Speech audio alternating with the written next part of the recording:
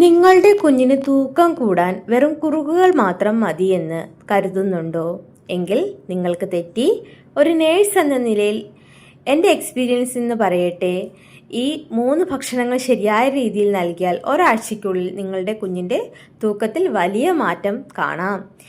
അത് എന്തൊക്കെയാണെന്നും എങ്ങനെ തയ്യാറാക്കണമെന്നും ഈ വീഡിയോയിൽ വിശദമായി നമുക്ക് സംസാരിക്കാം.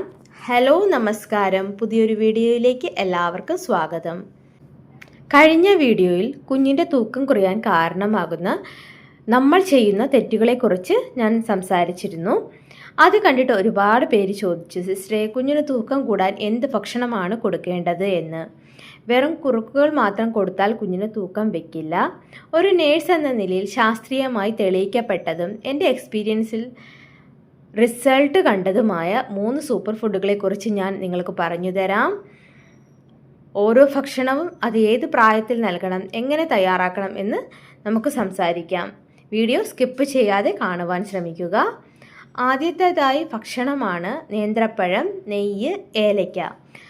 നമ്മുടെ നാട്ടിൽ സുലഭമായി നേന്ത്രപ്പഴം കിട്ടുന്നുണ്ട്. പക്ഷേ അത് കൊടുക്കുന്ന രീതിയിൽ ഒരു പ്രത്യേകതയുണ്ട്. നല്ല പഴുത്ത നേന്ത്രപ്പഴം തൊലിയോടെ ആവിയിൽ പുഴുങ്ങി എടുക്കണം.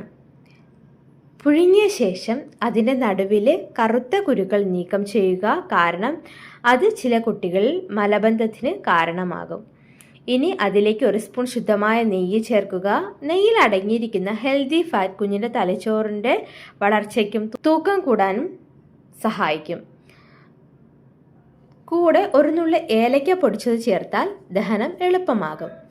6 മാസം കഴിഞ്ഞ കുട്ടികൾക്ക് ആഴ്ചയിൽ 3 തവണയെങ്കിലും ഇത് നൽകിയാൽ മാറ്റം നിങ്ങൾക്ക് നേരിട്ട് കാണാം. അടുത്തതായി മുട്ടയുടെ മഞ്ഞയും ഉരുളക്കിഴങ്ങുമാണ്. പ്രോട്ടീൻ നിറഞ്ഞ ഭക്ഷണമാണ്. 8 മാസത്തിന് ശേഷം കുഞ്ഞുങ്ങൾക്ക് മുട്ടയുടെ മഞ്ഞ നൽകി തുടങ്ങാം. മുട്ട പുഴുങ്ങി അതിൻ്റെ മഞ്ഞ മാത്രം എടുക്കുക. വെള്ളം 1 വയസ്സിന് ശേഷം നൽകുന്നതാണ് നല്ലത്. ഇതിനോടൊപ്പം നന്നായി വേവിച്ചുടച്ച ഉരുളക്കിഴങ്ങ് ചേർക്കുക. ഉരുളക്കിഴങ്ങിലെ കാർബോഹൈഡ്രേറ്റും മുട്ടയിലെ പ്രോട്ടീനും വിറ്റാമിൻ എയും കൂടി ചേരുമ്പോൾ അത് കുഞ്ഞിൻ്റെ മസിലുകൾക്ക് നല്ല ബലം നൽകും.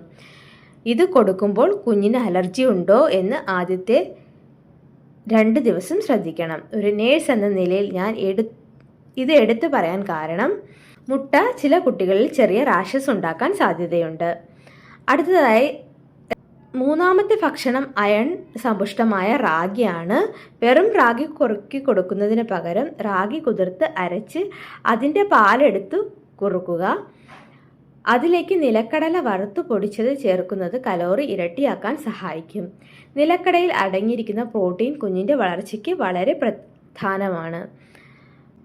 മധുരത്തിനു വേണ്ടി പഞ്ചസാര ഒഴിവാക്കി പകരം കരിപ്പെട്ടിയോ ശർക്കരയോ വളരെ കുറഞ്ഞ അളവിൽ ഉപയോഗിക്കാം. ഇത് രക്തം കൂടാനും കുഞ്ഞിന് നല്ല വിശപ്പുണ്ടാകാനും സഹായിക്കും. ഈ ഭക്ഷണങ്ങൾ നൽകുമ്പോൾ കുഞ്ഞിൻ്റെ ദഹനം കൂടി ശ്രദ്ധിക്കണം. ഒരേ ദിവസം തന്നെ എല്ലാം പരീക്ഷിക്കരുത്. ഓരോന്നായി നൽകി തുടങ്ങുക. അപ്പോൾ ഈ വീഡിയോ എല്ലാവർക്കും ഇഷ്ടപ്പെട്ടു എന്ന് വിചാരിക്കുന്നു. ഉപകാരപ്പെട്ടെങ്കിൽ ഈ വീഡിയോ ഒന്ന് ലൈക്ക് ചെയ്ത് സപ്പോർട്ട് ചെയ്യണേ. ഇതുവരെ തന്ന എല്ലാ സപ്പോർട്ടിനും നന്ദി. അടുത്ത വീഡിയോയിൽ കുഞ്ഞിൻ്റെ പ്രതിരോധശേഷി കൂട്ടാൻ നമ്മൾ ശ്രദ്ധിക്കേണ്ട കാര്യങ്ങളെക്കുറിച്ച് നമുക്ക് സംസാരിക്കാം.